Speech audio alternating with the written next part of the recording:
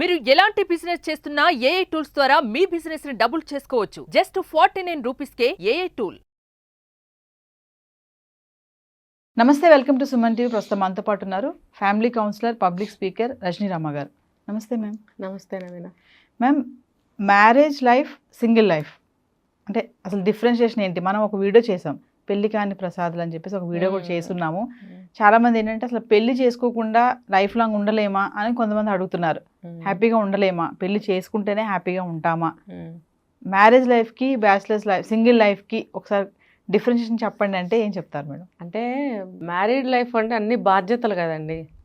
బాధ్యతలు, బరువులు, రోగాలు, రొస్టులు, కన్నీళ్ళు, కష్టాలు చాలా ఉన్నాయి, నష్టాలు, నిందలు, అవమానాలు, మానసికమైనటువంటి బాధలు ఇవన్నీ ఉంటాయి. కాబట్టి ఉంటాయి, కాదని నేను అనట్లేదు, ఉంటాయి. అందుకని చాలామంది సింగిల్గా ఉండటానికి ఇష్టపడతారు. సింగిల్ లైఫ్ ఆ పరంగా చూసుకుంటే చాలా బాగుంటుంది. మన అనేవాళ్ళు లేడబ్బా. కానీ ఒక్క 10 రోజులు కూడా వద్దు, ఒక్క వారం రోజులు మొండిగటాలను పక్కన పెడదాం, నార్మల్ మెంటాలిటీ ఉన్న వాళ్ళని తీసుకుందాం.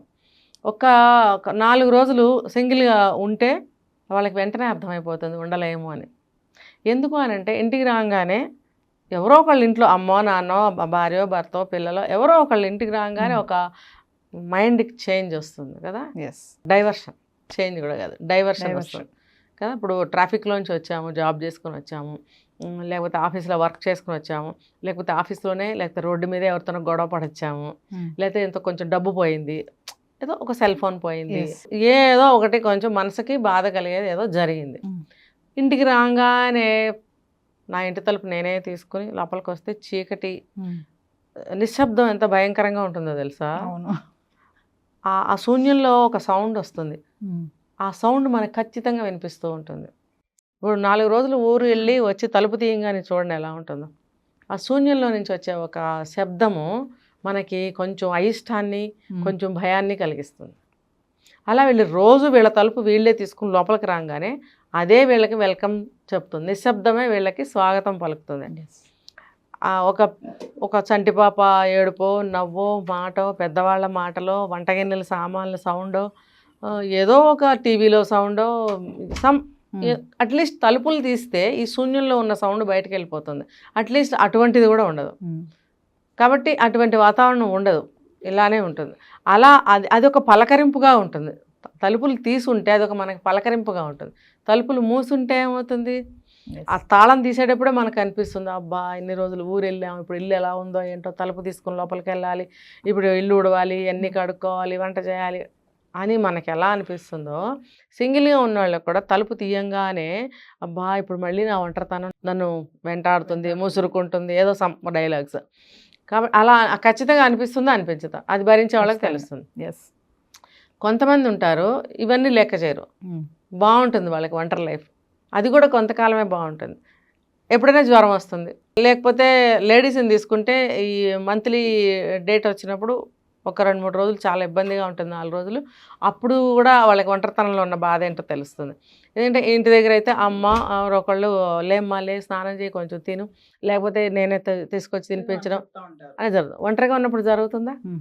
కొంతమంది తల్లిదండ్రుల నుంచి పెళ్లి కాకపోయినా తల్లిదండ్రుల నుంచి విడిపోయి అమ్మాయిలు, అబ్బాయిలు కూడా విడిగా ఉంటున్నారు. నాకు తెలిసిన ఒక సంఘటన ఏంటంటే, ఒక చోట ఉంటున్నారు, కొడుకు అనేవాడు పక్కనే ఉంటున్నాడు అనుకోండి, ఆ రెంట్ కూడా వీళ్ళే కడుతున్నారు అనుకోండి, ఇంట్లో ఉండడు, అక్కడ ఉంటాడు. ఏంటంటే నా వర్క్కి డిస్టర్బెన్స్ అవుతుంది. ఏం డిస్టర్బ్ అవుతుంది? దానికోసం నీకు ఒక పెద్ద 2 బెడ్రూమ్ ఫ్లాట్ కావాలా? ఇప్పుడు భోజనానికి వస్తూ వెళ్తూ ఉంటాడు, జాబ్ వంక పెట్టుకుని అక్కడే ఉంటాడు, అక్కడే కొన్ని సామాన్లు పట్టుకుపోయి.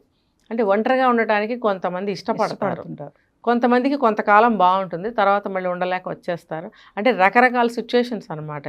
ఇప్పుడు అదే నేను చెప్తుంది, ఆ ఒంటరిగా ఉన్నప్పుడు ఒక్క రోజైనా సరే తలనొప్పి వచ్చినా, ఒంట్లో బాగోపోయినా, ఇంకో ప్రాబ్లం వచ్చినా కూడా లేవలేకపోతే అప్పుడు అనిపిస్తుంది, అయ్యో ఎవరైనా ఉంటే బాగుండని అనిపిస్తుందా, అనిపించదా?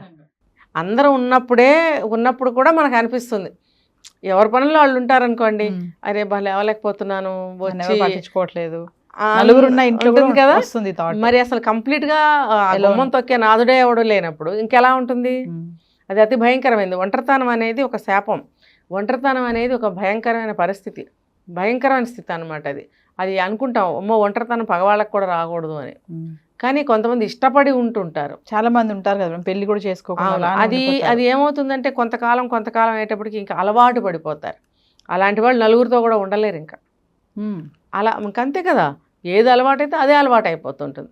కొంతమంది ఎంతకాలం ఒంటరిగా ఉన్నా ఒంటరిగా ఉండలేరు, ఉండాలని కోరుకుంటారు. నువ్వు ఏడిపిస్తున్నావు, నువ్వు మాట వినట్లేదు, నాకు పెళ్ళొద్దు, ఈ పెళ్లి జింజాటను పడలేము అని చెప్పి ఒంటరిగా ఉంటుంటారు కొంతమంది. ఇది రకరకాలు అనమాట. అప్పుడు అలా వెళ్ళిన వాళ్ళు కూడా ఉండలేరు, ఉండలేక అందరిని కోరుకుంటుంటారు. కాబట్టి ఎటు తిరిగి ఎటు మాట్లాడుకున్నా కూడా ఒంటరితనం అనేది అనారోగ్యకరం కూడా, మనిషిని కృంగతీస్తుంది, అది డిప్రెషన్లోకి తీసుకెళ్తుంది. ఇప్పుడు ఒక మాట పంచుకోవడానికి లేదు, నోరిప్పి మాట్లాడటానికి నోరిప్పాల్సిన అవసరం లేదు. ఎవరితో మాట్లాడాలి? మరి ఎంతసేపు టీవీ చూసుకోవాలి, టీవీ చూసుకున్నా సరే కళ్ళతోనే చూడాలి. ఒక పాట విన్నా చెవులతో వినాలి. ఒకసారి పాటలు వచ్చిన వాళ్ళు 2 పాటలు పాడుకుంటారు, అది సరిపోదు కదా. అది నీతో నువ్వే పాడుకుంటున్నావు, నీలో నువ్వే పాడుకుంటున్నావు, ఇంకొకరితో మాటలు కాదు కదా. ఇది మాట్లాడటం కిందకి రాదు. మరి ఇదంతా ఒంటరితనమే. ఇది ఎందుకు వచ్చిందిరా అని చెప్పి కొంతకాలానికి బాధపడే పరిస్థితులు కూడా వస్తాయి. కాబట్టి ఒంటరితనం అనేది మంచిదా కాదా అని కాదు, అది అవసరమా కాదా. ఒంటరితనం ఉండాల్సిన అవసరం ఏముంది? ఎవ్వరు లేరండి నాకు ఒంటరిదాన్ని అన్నప్పుడు తప్పదు. ఇంకా ఎవరు కావాలంటే ఎవరు వస్తారు, అది ఇంకా తప్పనిసరి పరిస్థితి.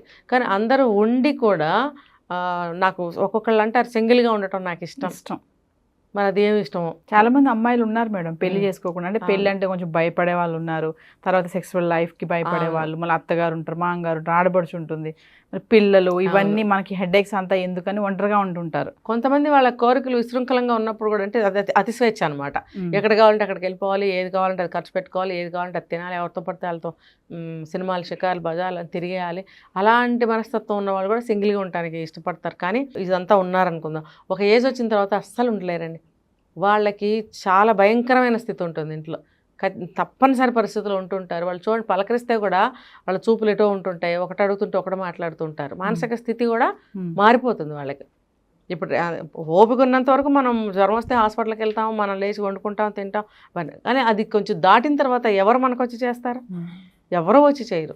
ఇప్పుడు పెద్ద పెద్ద సెలబ్రిటీసే ఒంటరిగా ఉండి లోపల చనిపోతే తలుపులు తీసే నాదుడు కూడా లేక కొద్ది రోజులు అయిన తర్వాత తలుపులు పగలగొట్టి వచ్చి చూసిన సంఘటనలు ఎన్నో జరిగినాయి కదా. ఒంటరితనం అది అనుకోని పరిస్థితిలో దానికే ఏదే ఒంటరితనం వచ్చి పడితే ఎవరు ఏం చేయలేం. కానీ పనిగట్టుకుని ఒంటరితనంలో ఉంటే మాత్రం అది శాపమేనండి. అది వాళ్ళకి జీవితపు విలువలు తెలియక కొంత, అతిస్వేచ్ఛ కోరుకోవటం వల్ల కొంత, ఏది కోరుకున్నా ఏది ఎలా వచ్చినా ఆ రిజల్ట్ అనేది మంచి రిజల్ట్ అయితే ఇవ్వదు. నలుగురితో నారాయణ అన్నారు, నలుగురితో కలిసి ఉంటే కష్టం సుఖం 2 అరుచుకున్నా 2 తిట్టుకున్నా మన బాడీలు, మన దైనందిన కార్యక్రమాలు, జీవితం అన్నీ బాగుంటాయి. పెళ్లి చేసుకోకపోతే బ్రతకలేమా అంటే ఏం చెప్తారు మేడం ఫైనల్గా? పెళ్లి చేసుకోకపోతే బ్రతకచ్చు, పెళ్లి చేసుకోకపోతే ఏమైంది, హాయిగా కూడా ఉంటుంది, భూమికి భారం తగ్గుతుంది, నెక్స్ట్ జనరేషన్కి మనం కనక్కర్లేదు, పిల్లల్ని వాళ్ళని తీసుకురావక్కర్లేదు భూమి మీదకి. పెళ్లి చేసుకోకుండానే ఇప్పుడు చాలామంది ఉంటున్నారు కదా, అది చేసుకోకపోబట్టే కదా ఇన్ని పరిస్థితులు మారిపోయినాయి బయట. మనం ఇప్పుడు ఇన్ని వీడియోలు చేసాము, వీటన్నిటికీ కారణం ఏంటి? నాకు పెళ్ళొద్దు, పెళ్ళి ఇష్టం లేదు, మేము విడాకులు ఇచ్చేసాము, ఇలాంటి కేసులన్నీ తీసుకుంటే ఇప్పుడు మరి ఈ పరిణామాలన్నీ వాటి నుంచి వచ్చినవే కదా. ఇప్పుడు చెడు ఎలా జరుగుతుంది సమాజంలో? ఇలాంటి నిర్ణయాలు తీసుకోవటం వల్ల, ఇలాంటి పోకడలు పోవటం వల్ల చెడు జరుగుతుంది. నువ్వు పెళ్లి చేసుకోకుండా జెన్యూన్గా అలాగే వర్జిన్గా పవిత్రంగా పూజలు చేసుకుంటూ ఉద్యోగం చేసుకుంటుంటావు, నువ్వేమన్నా ఏముండవు. అలాంటప్పుడు నువ్వు ఒక మంచి చేయగలిగితే పెళ్లి చేసుకోకుండా ఉండి సమాజ సేవ చేస్తున్నాను, లేకపోతే దేశాన్ని ఉద్ధరిస్తున్నాను ఇలా అనుకుంటే అది వేరే. సాక్రిఫైస్ చేశారు, వాళ్ళ దేశం కోసం, కుటుంబం కోసం సాక్రిఫైస్ చేశారు వాళ్ళు అని చెప్పుకోవడానికి బాగుంటుంది. కానీ ఈ పక్కదారులన్నీ తొక్కుతూ నేను పెళ్లి చేసుకోకపోవడమే నాకు బాగుందంటే అది ఎంతవరకు కరెక్టో వాళ్ళకే తెలియాలి. Thank you ma'am.